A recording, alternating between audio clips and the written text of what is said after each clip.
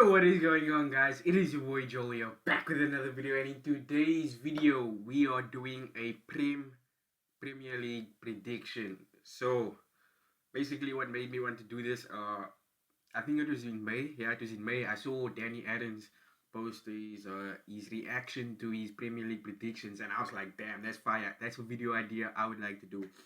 So, um, to all my Americans, if you do not know what the Premier League is, it's basically soccer for the English people. They call it football.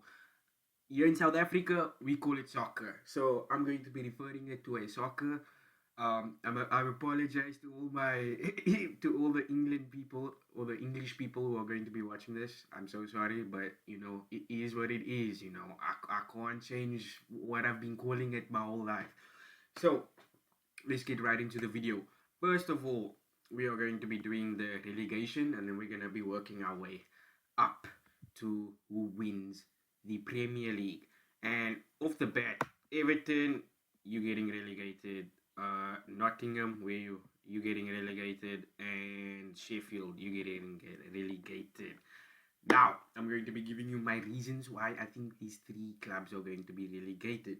Well, first and foremost, Everton. Everton. What a joke of a club. What a joke of a club.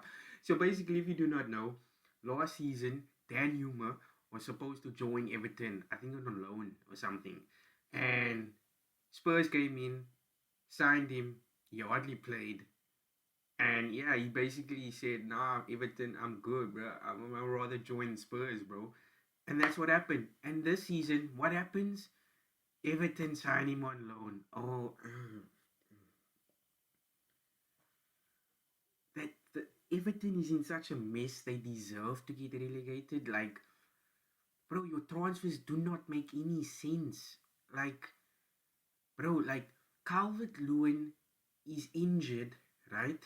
They sign Neil Maupay, who's actually a decent striker, yet they don't play him.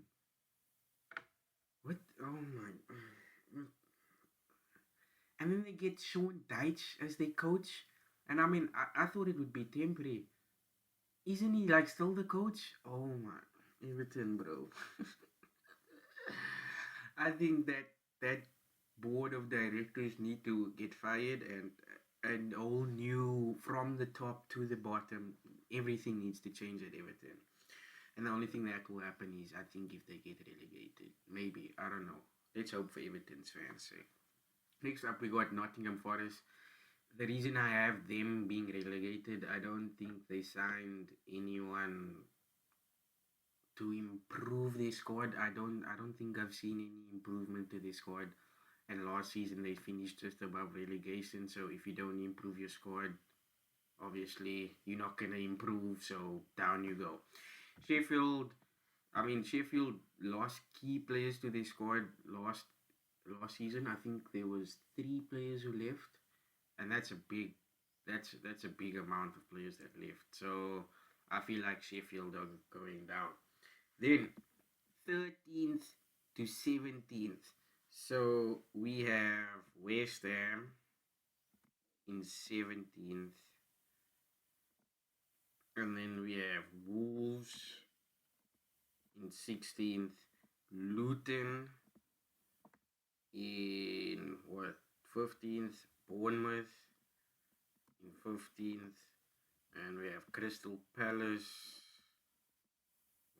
yeah in 13th, uh Fulham in 12th. Wait, no, that's all we're doing. Yeah, that's all we're doing. Okay, so now West Ham. West Ham might get relegated this season because they lost Declan Rice, who is a very key part of that midfield. But they do have Flynn Downs, who I'm sure will probably replace Declan Rice. Whether he actually can, we'll have to find out this season. But Declan Rice will be a massive miss in West Ham's field. So that's why I have them in 17th. Wolves, Wolves. I think they sold Nathan Collins. I can't remember to who. I think it might have been to Brentford. They sold Nathan Collins to Brentford. Again, Wolves, they're not making any improvement to their squad. They haven't been the same since Nuno left. So they're in 16th. Then we have Luton. So Luton signed Taith Chong, and Taith Chong is a former Manchester United player. And I'm saying I'm a Manchester United fan. No bias. There's no bias in this, by the way, just so you know, no bias. And yeah, I just got Luton. I think they improved on their squad. That did pretty well last year, I guess. And I'm excited to see a new club in the Premier League because I've never seen Luton play before. Because I think the last time they were in the Premier League, if they even were in the Premier League, I don't think they were even in the Premier League. Like the EPL now, not the olden days. Like I'm not talking about that. I'm talking about like Premier League. I don't think they've ever been. Then we got Bournemouth. Bournemouth, I don't think their squad got weaker. I don't think their squad improved. But there is one thing that is important though. They fired their coach, who actually did pretty well. Although towards the end of the season, he lost like 4 out of 5 games. So maybe they were thinking that into fact, or I don't know. I think Bournemouth were just on the beach, to be honest, because they were safe. So nothing to really play for. I think it was no Steve Cooper is Nottingham's uh coach. Who was Neil O'Neill? Was it a Gary O'Neill? Something like that. They fired him. I don't know if that's his name. I can't remember now, but they fired him. Next up, we got Crystal Palace. Wilfried Zaha. Definitely going to be a miss. It will be interesting to see if Iberche Eze plays on the left. Because if he doesn't, who's going on the left? Like, who? I don't know. I don't know. But also, Crystal Palace signed Jefferson Lerma from Bournemouth on a free transfer. Good purchase. Jefferson Lerma, solid midfielder. Will put a shift in. So yeah. Then in 12th place we got Fulham. We then have Brentford in 11th. We then have Burnley having a top 10 finish. We then have Brighton in 9th, surprisingly. And then in 8th, we got Spurs. Okay, let me explain myself. Fulham, it's not. Mitrovic is definitely going because they signed Raul Jimenez. So Mitrovic is 100% going. That will be a miss definitely. Will Raul Jimenez get to the highs that the soccer the EPL fans know he can get to? Who knows? We'll just have to wait and see. Brentford, Tony is going to be missing for like 7 months of the season, or he was banned for 7 months. One of the two. Um, that will be a major miss. But I have I have Visa in my FPL team, so I'm hoping Visa can score a few goals. You know what I'm saying? Because I got Visa in my FPL team, so I'm really hoping Tony won't be missed too much because of my FPL team. But if I'm thinking logically, Tony will be a massive miss, and when he comes back, I think Brentford will improve. So I don't think they'll end up lower than 11th. But yeah, Tony will definitely be a miss. Burnley, Burnley played wonderful, and Burnley is going to be like the Leeds of when Leeds came into the Premier League a few seasons ago. Exciting ass team. I'm so excited to see this Burnley team, and to make it even better, Vincent Company is playing Man City first game. Couldn't have scripted it any better. Like man, I can't wait to see Leeds, what the fuck, Burnley, and see how much they've improved because I haven't seen Burnley play in the championship last season. I've only heard good stories about Burnley, so I'm so excited to see Burnley, man, this season, and we are literally 6 days away from recording this video to the Premier League starting. Then we got Brighton. You might be asking me why I got Brighton so low. Well, main reason McAllister. That's mainly the main reason why McAllister. Yes, they signed Dahoud and they signed James Milner. I don't think Milner is going to be playing much. I think he's more like a squad rotational player, and also a leader in the squad because James Milner's got like European experience. So I think that's why he was mainly brought in for to help the players in the European tournaments and help them with his experience that he has. Um, and yeah, Caicedo might leave as well. Then that will be damn. I fear for Brighton then. I mean, they are a good team. I'm sure they'll sign someone. I don't know because they're asking for 100 million probably for Caicedo. So I'm sure they will sign someone. And then we got Spurs. Kane's leaving. Spurs is in the mud. I'm so sorry, Spurs fan, but damn, bro. Your club is just a joke, fam. Like, to be honest, like, I don't mean this to insult you, but Daniel Levy needs to go. That dude, that dude is, that dude's not normal, bro. Like, there's something wrong with him, I think. Because a few seasons ago, Man City was offering 150 million pounds to get Kane. 150 and he denied it. What has that 150 pound imagine all that could have been prevented. One, Kane could have gone to Man City. Two, you would have had 150,000, not even 150,000, 150 million pounds to spend at least on one or two replacements on Harry Kane. And Erling Haaland could have come to Manchester United, bro. Now look what you've caused, bro. Man, Spurs, bro. I hope you finish lower than 8th. Then 7th, we got Aston Villa. Aston Villa, amazing summer transfer. They signed Yuri Tillemans. They signed Musa Diaby, who's been performing well in the what you call it in preseason, especially in that summer series thing. He actually performed well. I watched some matches, not all matches, but Aston Villa played well, and I'm interested to see where Aston Villa actually end up next season. And then uh, Europa League, we got Chelsea and we got Newcastle. Now, I have Chelsea finishing 6th, and I have Newcastle finishing 5th.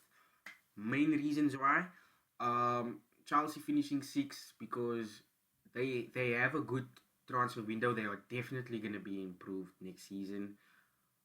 It's Pochettino's first season, new signings. I don't, Chelsea fans, don't be surprised if it doesn't how can I explain, like, if it doesn't work out the first season. It will eventually probably work out with Pochettino, but just give Pochettino some time. New signings, new manager. They signed, like, I don't even know how they signed again a lot of players. They signed Robert Sanchez. They got Livy Colville. That's basically like a new signing because he came back from his loan on Brighton. They signed what's the Fofana replacement? What's his name? Ugasi something. They signed him. They signed who did they sign? I don't know, like Nkunku. They signed Nicholas Jackson. They might sign Vlahovic. Like, come on, that's 6 players already, and there's more players that they signed. There was some youngsters that they signed as well. So 100% Chelsea fans, just give them some time to improve, and I'm sure Pochettino will improve. Now, Newcastle fans might be asking me why I got Newcastle 5th. Now, the reason I have that is because I feel like Liverpool will finish above Newcastle. I think Liverpool will finish above Newcastle. Why I have this? Luis Diaz back from injury. Now, just listen. Remember how we were complaining? Well, not we, but people were saying Liverpool's problem is squad depth. Now, listen to this. Darwin Nunez can play on the left. Jota can play on the left. Diaz can play through the left. Gakpo can play striker. Nunez can play striker. Jota can play striker. Salah can play striker. Salah plays on the right. bro, they have options, fam. And then in the midfield, they have Sabazalai, McAllister. I think they want to sign Romeo Lavia. Excellent signing. They sign him. He should actually. I wouldn't be surprised if he actually starts for Liverpool. Excellent signing. I think they need to sign another midfielder personally. And then in defense, it's the same defense. I don't think they will be defending as bad this year. I mean, for Liverpool's fans' sake, let's hope they don't. Although let's not talk about it. I'm not gonna say what I was gonna say. Um, but yeah, I think Liverpool will finish above Newcastle this year. Then in fourth place, we got none other than Liverpool, Manchester United, and Arsenal. And then obviously winning the Premier League, we have Man City. So now, some of you might ask, why do I have Liverpool finishing below Manchester United? Wow. Hey, first of all, this biased. I'm not gonna be ashamed. This bias. I want Manchester United to finish in the top 3 again. Excellent. Realistically, Liverpool will probably beat Man United to the 3rd spot, but I am hoping, and I mean, Manchester United actually made good transfers this season. They signed Højlund. I'm not gonna say he's fantastic. I've never watched a game of him, so exclude Højlund because I haven't watched him play. Mason Mount, excellent signing. Onana, excellent signing. Amrabat wants to apparently come to Manchester United. Excellent signing. I mean, come on, it's looking good for Manchester United fans, man. It's looking good from preseason. Actually, our preseason wasn't even that good. Not excellent, but as looking forward into the season, I'm so excited. And then Arsenal are finished second. I think they improved on their squad a lot compared to last year. Just one problem though. Why did you guys sign Kai Havertz? Why did Arsenal fans please tell me why you signed Kai Havertz? Please answer me. The dude's a joke, fam. I mean, this is gonna look dumb, but I don't think Kai Havertz is gonna do anything major for Arsenal. And for 60 million, oh my god, 60 million for Kai Havertz after having the season. I mean, they're probably not gonna sign him as a striker. They're probably not gonna play him as striker, but 2 central attacking mids with a central defensive mid, that it's not gonna work. It's not gonna work. There's no balance in that system. Either you're gonna have Ødegaard does not miss a game. That's facts. Ødegaard does not miss a game. I only see Kai Havertz playing with Ødegaard is if they are goal down. That's the only way it's possible. Because having 2 central attacking mids and then a central defensive mid, how is the ball going to... Because you can't just lob the ball over to your attack. Sometimes you need to play the ball to your midfield. Your midfield carries the ball to your attack and lays it off, wherever. But if Declan Rice does that and they get him off the ball, there's no backup. There's no central defensive midfielder to help Declan Rice. It's a wrap. So the Kai Havertz transfer doesn't make sense at all. And then Man City, I mean, fucking hell, they just signed Gvardiol, the second most expensive centre back. Oh, I hope he's worse than Maguire. I hope, for the Premier League sake, I hope he's worse than Maguire. But yeah, that's where I have my table. So yeah, it's basically, so we have Everton, Nottingham, Sheffield, West Ham, Wolves, Luton, Bournemouth, Crystal Palace, Fulham, Brentford, Burnley, Brighton, Spurs, Aston Villa, Chelsea, Newcastle, Liverpool, Manchester United, Arsenal, and Man City. Other than that, I really hope y'all did enjoy this type of video. If you did, be sure to like, subscribe, turn on the post notifications on. Shout out to all my UK mandem, you know what I'm saying? And yeah, hope to catch y'all in the next video. I'm out. Peace. Hey, hey, huh? Almost every pussy in the mall today. Hey, if I pop out with gang, we looking suspicious. Walk in the store and the manager all in my business. Boy, you tested the game, we religious. My twin evil, I hang with the devil. Hey, I ain't pop out in a minute. Why? Cause he tested me. I got used to all of this in it. Bro, we ain't used to this winning.